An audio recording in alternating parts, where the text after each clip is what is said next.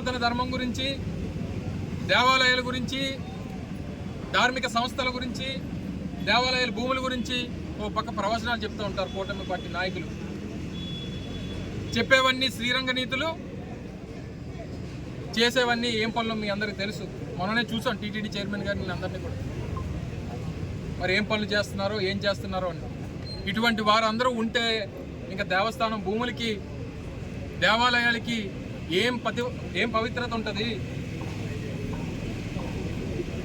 మీరు చేసినటువంటి లడ్డూ మీద మీరు చేసినటువంటి పాపాన్నే ఈరోజు మీకు మీ తలకు చుట్టుకుంది కర్మ. అందుకనే అనేక సందర్భాల్లో చెప్పాం, ప్రతి ఒక్కడికి కర్మ అనేటువంటిది ఉంటుంది. దేవుడితో ఎవరు పెట్టుకున్నా సరే ఆ కర్మ మిమ్మల్ని కాటేస్తుంది అనేటువంటి దానికి ఈరోజు జరుగుతున్నటువంటి అన్నీ కూడా ఒక ఉదాహరణ.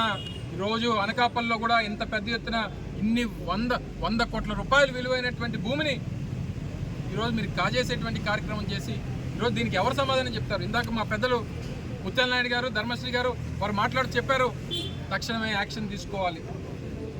ఎవరు మీరు తీసుకుంటారు? అందుకనే దీని మీద సిబిఐ ఎంక్వైరీ డిమాండ్ చేసింది వైఎస్ఆర్ కాంగ్రెస్ పార్టీ. ప్రధానమైనటువంటి హోదాల్లో ఉన్నటువంటి వ్యక్తులు ఇందులో పాత్ర ఉంది,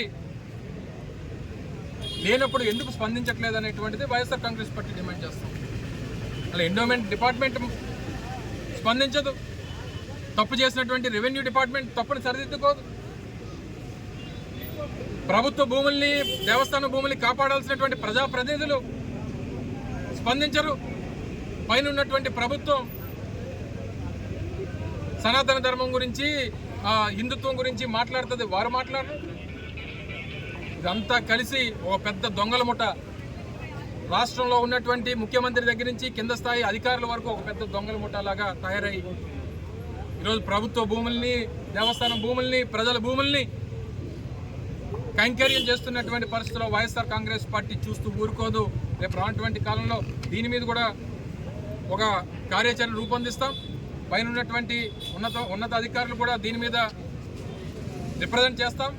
స్పందించకపోతే అవసరమైతే న్యాయస్థానానికి వెళ్ళైనా సరే దీని మీద పోరాటం చేసేటువంటి బాధ్యత వైఎస్ఆర్ కాంగ్రెస్ పార్టీ తీసుకుంటుంది. నిన్నే మా సోదరులు భరత్ గారు కూడా ఈ విషయాలన్నీ కూడా చాలా క్లియర్గా మీతో అందరితో మాట్లాడారు. స్థానికంగా వారు ఉండి ఇక్కడ ఉన్నటువంటి మా పార్టీ ఇన్ఛార్జ్గా ఇక్కడ ఉన్నటువంటి ఇష్యూస్ అన్నిటి మీద కూడా వారు కూడా ఇప్పటికప్పుడు ఫైట్ చేస్తూ ఉన్నారు. తప్పకుండా వారందరం కలిసి రేపు రానటువంటి కాలంలో జిల్లా నాయకత్వం అంతా కూడా ఇది ఇక్కడ ఒక దగ్గర కాదు, ఎక్కడ జరిగినా సరే జిల్లా నాయకత్వం అంతా కలిసి ఈ ప్రాంతంలో భూములు కాపాడాల్సినటువంటి బాధ్యత ప్రతిపక్షంగా వైఎస్ఆర్ కాంగ్రెస్ పార్టీ మీద జగన్మోహన్ రెడ్డి గారి నాయకత్వంలో ఇవన్నీ చేస్తూనే ఉంటామనేటువంటి విషయాన్ని మరొకసారి ఈ సందర్భంగా తెలియజేస్తూ ఆర్డీఓ గారు ఇచ్చినటువంటి ఈ కాపీని కూడా మీ అందరికీ సర్క్యులేట్ చేస్తాం. దయచేసి దాని మీద ప్రభుత్వ అధికారుల్ని, ప్రజాప్రతినిధుల్ని వారి స్పందన కూడా దయచేసి తీసుకోమని చెప్పి మీ ద్వారా కోరుతా ఉన్నాం. Thank you.